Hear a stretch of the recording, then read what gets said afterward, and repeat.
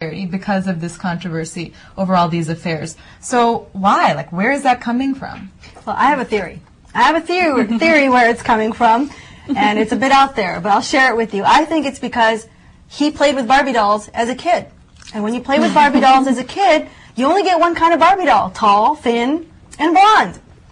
I'm serious, folks. Mattel. This is an article that I found about how Mattel, who is the maker of the Barbie doll, is finally coming out with a line of black Barbie dolls. Mm-hmm.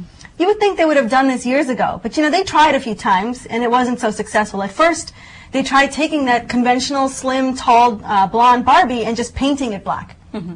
But you know, they still had blue eyes and green eyes. And our facial features and hair are different. Right? So, of course, if you were black, you were wondering, well, this doesn't really look like me. It doesn't really represent me. It's really the same thing, just colored a little bit different. Of course, when she came out, she was introduced as Barbie's black friend, which also didn't help things very much.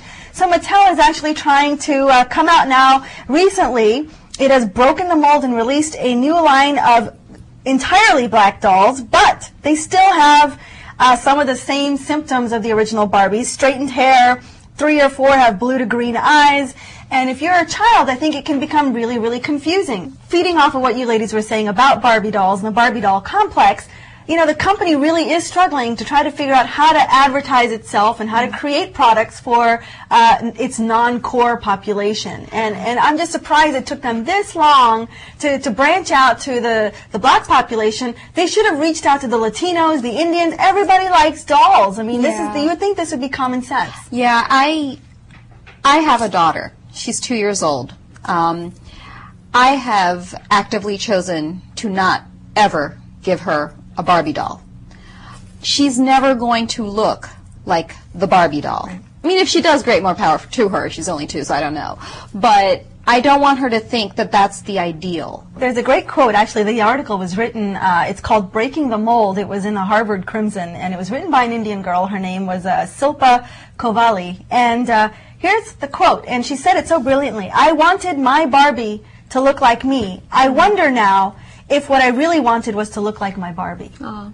And you know, that is so true. Many of us struggle with our personal self-images, but I think thanks to Bollywood, and I will say, thanks to Bollywood, it's okay to be Indian, it's okay to be wearing these colorful clothes, it's okay to wear a bindi on our heads, and I think it's okay for people to embrace our culture now. I'm very anti-Barbie, and particularly working with adolescents, there's just so much when we talk about the eating disorder literature in terms of Barbies and girls aspiring to look like their Barbies, and again, there's very unrealistic proportions that Barbies have. Mm-hmm. So I agree with you. If I ever have a daughter, right now I have 2 boys, but if I ever have a daughter, I just don't want them to have anything to do with Barbies, because I really think that it's not the type of image that I want them to be playing with or want them to even think about. Right. And I think a lot of other women and men, for that matter, should be thinking about that. And I think, if anything, Mattel should get out of the business of doing Barbies and doing more dolls like other companies have done that are much more realistic and much more in keeping with what kids look like, and from a variety of different kind of cultures and populations. Well, and the Disney movie now, The Princess and the Frog, is what everybody's talking about. It's gotten very good reviews. It's gotten good reviews. Everybody's saying, why did it take so long? But it's here now, after Disney has made films featuring an Asian character, a Native American character, an Arabic character. Now finally they have someone who's African American in the lead role, this cartoon Black Princess. And what I found to be very interesting when I was reading some of the stories about this movie is that little girls of all different backgrounds want to have that princess doll. Yeah. It is not just for black girls, it's for white girls, it's for brown girls, it's for all of us. And I think that is something that's heartening to me, because it's not just about I look like my doll, but really seeing all of the variety and the diversity and accepting all of that as young children. Well, everyone who visits India has to see the Taj Mahal, right? Everybody goes to Agra. And we don't really have any movie, mainstream feature film, about the love story between Shah Jahan and Mumtaz Mahal. Now, Ben Kingsley, yes, the same Ben Kingsley who played Gandhi many years ago, is really interested in making a film on this subject. He's gone to India, he's seeking funds to raise for this movie, and basically what Ben Kingsley is saying is that he wants Aishwarya Rai to play Mumtaz Mahal, opposite him playing the role of Shah Jahan. Isn't that a little May, December? Doesn't that strike you as a little May, December in there? But I guess maybe that's true to life. I guess there was quite an age gap between Shah Jahan and Mumtaz. I think, Indians do period pieces really well, right? And very epic style movies with amazing sets and costumes. So if he gets the money, this could be a blockbuster. Because you think about period films, and there's none better than Mughal Azam.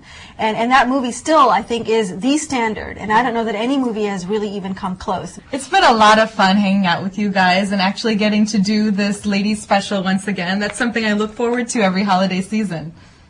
Absolutely. I think we always like to talk about topics that we don't necessarily get to talk about on the other shows. Well, good luck to all of you with your new ventures, your new jobs, just a lot of exciting things happening this year. And your new baby. Very exciting. Well, ladies, it has been a true pleasure. Thank you all so much. From our family here to your family there, best wishes for the holiday and a happy new year. Namaste. Namaste.